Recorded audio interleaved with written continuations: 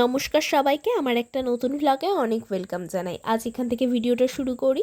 সকালবেলা খেয়েছিলাম ম্যাগি, আর তারপরে কিছুক্ষণ বাদে পাড়াতে এসেছিল নারকেল বরফ, যেটা অনেকদিন বাদে খেলাম আর বেশ ভালো লাগলো। দুপুরের লাঞ্চে ছিল ভাত, পেঁয়াজ, লেবু, মাটন আর মাছের ঝালও ছিল, যেটা আমি নিইনি। আর মাটনের তরকারিটা আমার কিন্তু গোটা রসুন পার্সোনালি খুব ফেভারিট, আর খেতেও দারুণ লাগে।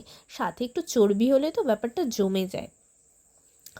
আর আজকে না মাটনটা খেতেও খুব ভালো হয়েছিল। আর শেষে না আমি কি করি বলো তো, একটু মাটন থেকে মাটন চিড়ে নিই, একটু চর্বি, একটু গোটা রসুন থেকে রসুন ভেঙে নিই, পেঁয়াজ, লেবুর রস আর আলু দিয়ে একসাথে মাখিয়ে এই লাস্ট বাইটটা মুখের মধ্যে দিতেই যেন অসাধারণ লাগে। সন্ধেবেলা আর কিছু খাইনি, পেটটা ভরা ছিল। আর রাতে খেয়েছিলাম রুটি, আলু ভাজা আর একটু মাটন, আর সাথে একটু মিষ্টি।